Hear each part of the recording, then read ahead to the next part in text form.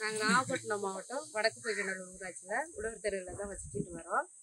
எங்களுக்கு சுனாமி அடித்து 26/12/2004 எங்களுக்கு சுனாமி அடிக்கப்பட்டது. அப்போது வந்து எங்களுக்கு சுனாமி வீடு வந்து கட்டி கொடுத்தாங்க.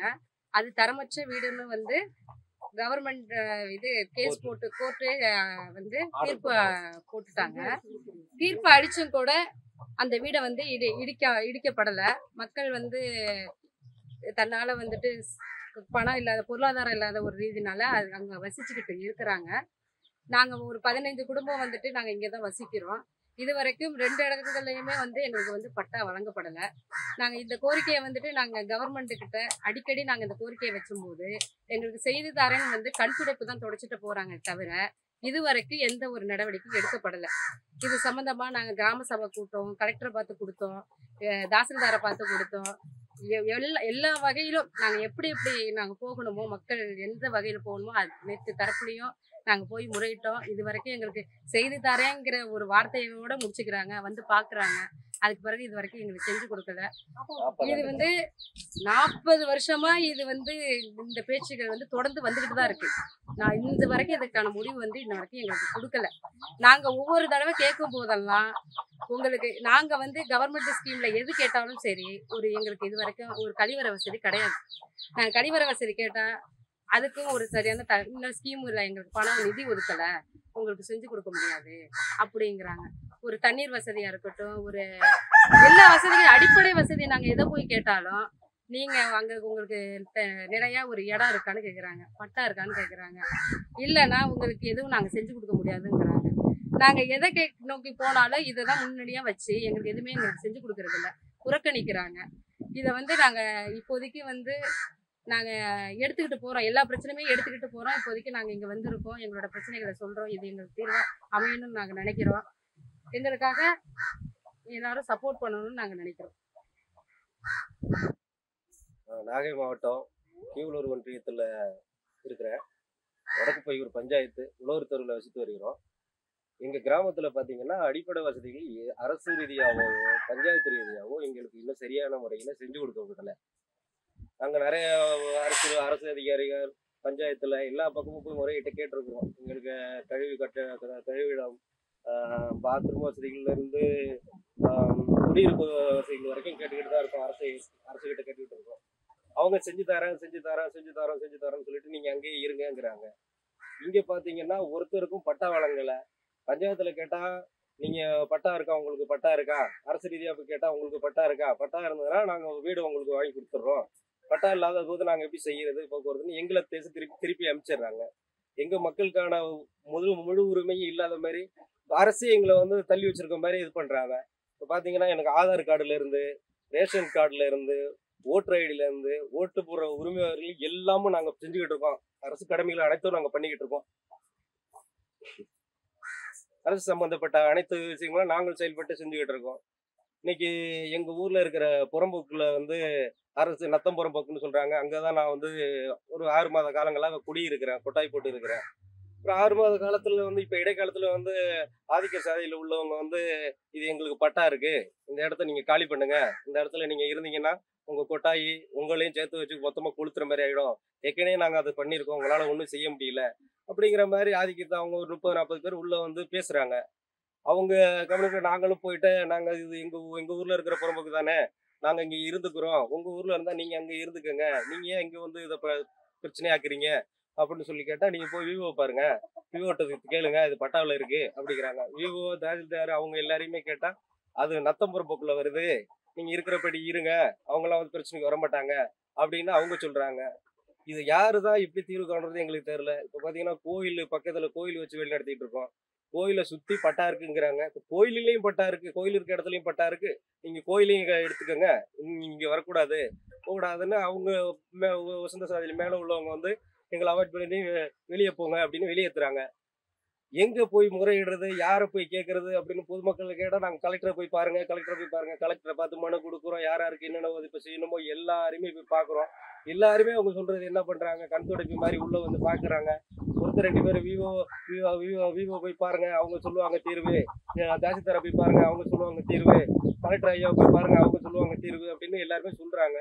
இவங்க எல்லாரையும் நம்ம போய் பார்த்தா கூட அவங்க நாங்கள் கொடுக்குற மனுவை வாங்கி வச்சுக்கிட்டு இந்த பக்கமும் இந்த தெரு பக்கமும் வர்றதில்லை, இந்த கிராமத்தையும் பார்க்கறது இல்லை. இந்த கிராமம் இருக்கிற நிலைமையை பார்த்து நீங்கள் இப்போ உங்கள் பார்வைக்கே தெரிய வரும். இந்த கிராமம் இருக்க சுற்றி இருக்க நிலங்கள் விளையாட்டுத்தலம் கூட இங்கே அமைச்சு கொடுக்கல. ஒரு அரசு ரீதியாகவோ பஞ்சாயத்து ரீதியாகவோ ஒரு விளையாட்டுத்தலங்களும் இல்லை. குடியிருப்பு தண்ணியே ஒன்றை விட்டு ஒரு நாள் தான் வந்துகிட்டு இருக்கு. அது 1 hour 1/2 hour விடுறாங்க போல. அதுலயும் சில பிரச்சனைகள், தண்ணி பற்றாத குறையும் இருக்கு.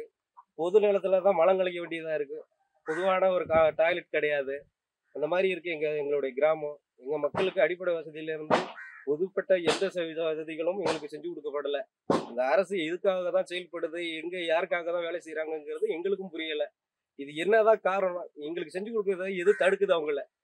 இது முழு தீர்வு எங்களுக்கு தெளிவா தெரியணும். தெரிஞ்சதுனால நாங்களே எங்களால் முடிஞ்ச முன்னேற்றத்தை உழைச்சி என்ன பண்ண முடியுமோ அதை நாங்கள் செஞ்சுக்கிட்டு நாங்களே இங்கே எப்படி வாழணுமோ நாங்கள் வாழ்ந்துப்போம். அரசை தேடி நாங்களும் வர்றதுக்கான ஒரு உதவிகள் கேட்டு வர்றதுங்கிற நோக்கத்தில் நாங்கள் இல்லை. ஏன்னா 40 ஆண்டு காலமாக அவ்வளோ போராட்டம், அவ்வளோ பிரச்சனைகள், இவ்வளோ கஷ்டத்தையும் சந்திச்சு வரோம். காற்று, புயல், பனி, மழை எல்லாத்தையும் படிக்கிற பிள்ளைங்க படிப்பெல்லாம் கெட்டு போகுது. இதெல்லாம் யாரு தான் தீர்வு காண போறா, இப்படிதான் தீர்க்க போறாங்க அப்படிங்கிறது எங்களுக்கு ஒன்றும் புரியல. ஓட்டு போட மட்டும் எல்லாம் அங்கேருந்து வந்துடுறாங்க, கையை தூக்கிட்டு நாங்க இதை செஞ்சு கொடுத்துறோம், அதை செஞ்சு கொடுத்துறோம், உங்களுக்கு வீடு வாங்கி போட்டு கொடுத்துறோம், உங்க பிள்ளைங்களுக்கு பள்ளிக்கூடம் கட்டி தரோம், புது சமுதாய கூடம் கட்டி தரோங்கிறாங்க. சொல்றதோட சரி, ஓட்டு வாங்குற அன்னைக்கு மட்டும் தான் வராங்க. அதுக்கப்புறம் அவங்க போய் பார்த்தா ஒன்றுமே செய்ய மாட்டாங்க. நாங்க எங்கப்பா உங்க ஊர்ல நாங்க என்னங்க செய்யறது, பட்டா இல்லாம இருக்கிறீங்க, புறம்போக்கு நிலத்துல இருக்கிறீங்க, நாங்க எப்படி இது பண்ண முடியாது, அவங்க இடத்துல இருக்கு, அது ஐயா விட்ட இடம், உங்க சித்தப்பா விட்ட இடம், அப்படி இப்படின்னு சொல்லிட்டு இருக்காங்க. எங்களுக்கு ஒண்ணுமே புரிய மாட்டாங்குது. இது அரசுக்கு தான் பார்த்து ஒரு நல்ல தீர்வு கொண்டு வரணும். எப்படி 44 வீடு இப்போ கட்டி கொடுத்து 19 வருஷமே ஆகிப்போச்சு. சரி, ஓகே, அதுக்காவது பட்டா கொடுங்க அப்படிங்கிற மாதிரி தான் கேட்குறோம். பட்டா கொடுக்கும்போது உங்களுக்கு என்ன சொல்கிறாங்கன்னா, உங்களுக்கு அங்கே கொடுத்துட்டா நீங்கள் இங்கேருந்து கிளம்பணுமா அப்படிங்கிறாங்க. நாங்கள் எப்படி சார் கிளம்ப முடியும்? நாங்கள் பூர்வீகமாக பாட்டம் பூட்டம் காலத்துலேருந்து இங்கே வசிச்சுட்டு வரோம், பராமரிச்சுட்டு வரோம், சாவடியெல்லாம் பண்ணிட்டு வரோம். அதை விட்டுட்டு எங்களை வெளில போன்னு சொல்கிறாங்க. அது எப்படி? அப்போ அவனுக்கு ஆதிக்க மாற்று சாதியினருக்கு மட்டும் அவன் எங்கேயோ 50 கிலோமீட்டர் 100 கிலோமீட்டர் இருக்கான். அவன் இங்கே வேலி போடுறான். அவனுக்கு இங்கே வீடு கூட கிடையாது. இவ்வளவு இடம் அப்படிங்கிற மாதிரி வேலி போட்டு போறான். ஆனா எங்களுக்கு கிடையாதாமா. எங்களுக்கு உங்களுக்கு வீடு, உங்களுக்கு 44 வீடுக்குள்ள போய் நீங்க இப்ப 44 குடும்பம்னா ஒரு வீட்டுக்கு இப்ப 5 குடும்பம் ஆகி போச்சு. 5 பேர் ஒரு குடும்பத்துல போய் ஒரே வீட்டுல போய் இருங்க அப்படிங்கிற மாதிரி சொல்றாங்க. அது எந்த விதத்துல நியாயம்? நாங்க இன்னொருத்த இடத்துல இல்ல, அரசோட இடத்துல தான் இருக்கிறோம், புறம்போக்கு இடத்துல தான் இருக்கிறோம். நாங்க அனுபவிச்சுட்டு வந்த இடத்துக்கு தான் நாங்க இப்ப பட்டா கேட்கிறோம். உங்களுக்கு 2 பட்டா கொடுக்க முடியாதுன்னா 2 பட்டா கொடுக்க வேண்டாம். நீ எங்க அப்பாவுக்கு அந்த இடத்த கொடு. இப்ப இன்னைக்கு பாத்தீங்கன்னா, இன்னைக்கு நான் 26 வயசுல இருக்கேன், நாளைக்கு மேரேஜ் ஆகும். நான் எங்க போறது? இந்த 44 குடும்பத்தை தாண்டி இப்ப பாக்கி உள்ள 60 குடும்பங்கள்ல எங்க போய் வசிக்க முடியும்? எங்க பூர்வீக இடத்த எப்படி விட முடியும்? அவன் கேட்கிறான். அவன் அவன் இஷ்டத்துக்கு போட்டுட்டு இருக்கான். ஏன்னா அவங்களால பீட் பண்ண முடியல. மெஜாரிட்டியா இருக்காங்க, உள்ள வராங்க, கட்சி தலைவர்லாம் உள்ள வராங்க, நிறைய பேர் அரசியல்வாதிகள் எல்லாம் அழைச்சிட்டு வராங்க. எங்களால ஒன்றும் பண்ண முடியலையே. நாங்க தனியா இருக்கிறனால ஒன்றும் பண்ண முடியல. மெஜாரிட்டி ஆஃப் பீப்புள்லாம் அவங்க தான். நாங்க அப்புறம் இன்னொன்று பார்த்தீங்கன்னா 500 மீட்டருக்கு உள்ள உங்களுக்கு பட்டா வழங்கக்கூடாது அப்படிலாம் சொல்லிட்டு ரூல்ஸ் எல்லாம் நிறைய சொல்றாங்க. நாங்க 500 மீட்டர்லாம் தாண்டி தான் இருக்கோம். இங்க இருந்துட்டு குச்சி வரி கட்டிட்டு இருக்கோம். இந்த 19 சுனாமிக்கு பிறகு குச்சி வரி, அதுக்கு முன்னாடி உள்ள பட்டாவெல்லாம் கூட இந்த காலனி வீடுகள் கொடுத்தாங்க. முதலமைச்சர் ஒரு பீரியட்ல கொடுத்தாங்க. இந்த காலனி எல்லாம் கூட நீங்க பார்க்க தான் போறீங்க, பார்த்துருப்பீங்கன்னு நினைக்கிறேன். அந்த இடத்துக்கு கொடுத்த பட்டா கூட இப்ப பட்டா ஒரு ஒரு எவிடன்ஸ் கொடுத்தாங்க. அதுவுமே இப்ப செல்லாதுங்கிறாங்க. பாத்தீங்கன்னா மாற்று சமூகத்தினர் எல்லாம் எல்லாருமே சேர்ந்து இந்த இடத்த பிளான் பண்ணி எப்படியாவது உள்ள வரலாம், எப்படியாவது அடைக்கலாம் அப்படின்னு சொல்ற மாதிரி தான். இதுலயும் பாத்தீங்கன்னா நாங்க வசிக்கிற இடத்துக்கும் பக்கத்துல கொஞ்சம் புழக்கத்துக்கு இடம் பத்தலையே, சுனாமிக்கு முன்னாடி கொஞ்சம் பத்தலையே அப்படின்னு கேட்கும்போது, அது ஏன் இடம்பா, உனக்கு வேணும்னா காசு கொடுத்து வாங்கின்னு சொல்லிட்டு அதே மாதிரி சொன்னாங்க. அதே மாதிரி பணம் கொடுத்துமே எங்க இடத்த நாங்க வாங்கினோம். கடைசியில் இப்போதான் எங்க பட்டதாரிகள் ஆகும்போது ஒரு மேப் பார்க்கும்போது, ஒரு சர்வே நம்பர், இது எல்லாமே பார்க்கும்போது தான் தெரிய வருது, இது எல்லாமே நத்தம்பரம்புக்கு தான் நம்மளை ஏமாத்திருக்காங்கன்ட்டு. இவ்வளவையும் தாண்டி இந்த ஆதிக்க சாதின்றதுல இருந்து நாங்க ரொம்ப போராடிக்கிட்டு ரொம்ப கஷ்டப்பட்டுட்டு இந்த இடத்துல வசிச்சுட்டு வரோம். கவர்மெண்ட் என்ன சொல்லுது, உனக்கு பட்டா 2 பட்டாலாம் தர முடியாதுப்பான்ட்டு. 2 பட்டா தர வேண்டாப்பா, நீ எனக்கு அவன் அவனுக்கு அங்க இருக்கிறான், அவன் ஒரு நபர் தான், அவன் அங்க இருக்கான், 50 கிலோமீட்டருக்கு அங்க வீடு கட்டிட்டு இருக்கான், அவன் இங்க அடைக்கிறாங்கிறப்ப அவனுக்கு மட்டும் எப்படி அவன் இஷ்டத்துக்கு கிடைக்கிறான். ஒரு லிமிட் கூட கிடையாது, உச்சவரம்பெல்லாம் இருக்கு, அந்த மாதிரிலாம் இல்லை. அவன் இஷ்டத்துக்கு எவ்வளவு வேணாலும் பிடிச்சிக்கிறான். அதுக்கு பாத்தீங்கன்னா அவங்க ஏரியா மக்களை சப்போர்ட் பண்றதுனால அவங்க இது பண்ணிக்கிறாங்க. எங்களால போய் இது பீட் பண்ண முடியல. இந்த மாதிரி ஒரு நல்ல உள்ளங்கள் இல்லை யாராவது ஒரு நல்லது செய்வாங்க அப்படிங்கிறனால தான் இந்த மாதிரி நாங்கள் எங்க விஷயத்தை அவங்க தெரிவிக்கிறோம். இப்போ ஏன்னா இந்த பிரச்சனையே பார்த்தீங்கன்னா இவ்வளோ வருஷம் ஸ்டார்டிங்லேருந்து இருந்துட்டு இருக்கு. எப்போ ஏன் இப்போ வருதுன்னா, நாங்கள்லாம் இப்போ நாங்கள் படித்தோம், நாங்கள் வந்தோம், எல்லாம் பட்டதாரி அப்படிங்கிறனால தான் எங்களுக்கு ஒரு விஷயமும் தெரிய வந்தது. ஏன்னா எங்கள் பாட்டம் பூட்டெல்லாம் ஏமாற்றி வச்சுருக்காங்க. என் பாட்டம் பூட்டை வசித்த இடமே எப்போ 200 வருஷம், அதாவது பரம்பரைக்கு முன்னாடியில இருந்து வசித்த இடமே இப்போ என்ன சொல்கிறாங்கன்னா வந்து அது வந்து ஏதோ இன்னொரு விட்டு இடம் அப்படின்னு சொல்லிட்டு அதையுமே பட்டாவும் ஆக்கிக்கிட்டாங்க. அது எப்படி பார்த்து அது வந்து அப்போ உள்ள இன்ஃப்ளூயன்ஸு. எங்கள் தாத்தா சொல்லுவார் ஏதோ பட்டமணியார் அப்படின்னு சொல்லிட்டு அவர் தான் வந்து இந்த மாதிரி அவங்க இடம் இவங்க இடம் அப்படிங்கிற மாதிரி சொன்னார் அப்படிலாம் சொல்லிட்டு சொல்கிறாங்க.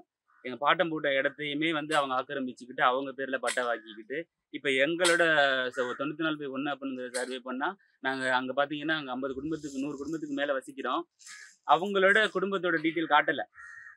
ஆனால் அதே மாற்று சமூகத்தினோட சேர்ந்தவனுக்கு, ஆதிக்க சாதியினரை சேர்ந்தவனுக்கு மட்டும் காட்டுது அந்த இடம். அது எப்படின்னே தெரியல. அரசியலுமே இதுக்கு சப்போர்ட் அவங்களுக்கு தான்.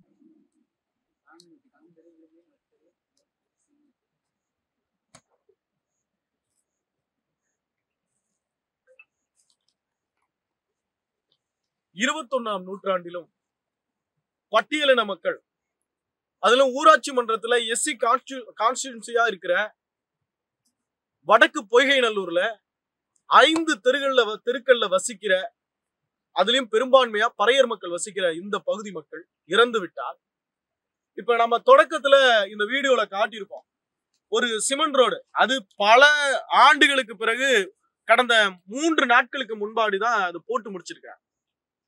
அந்த சாலை வழியா வந்து அந்த சாலை எங்க முடியுதுன்னு பாருங்க, இந்த எண்டோட முடியுது.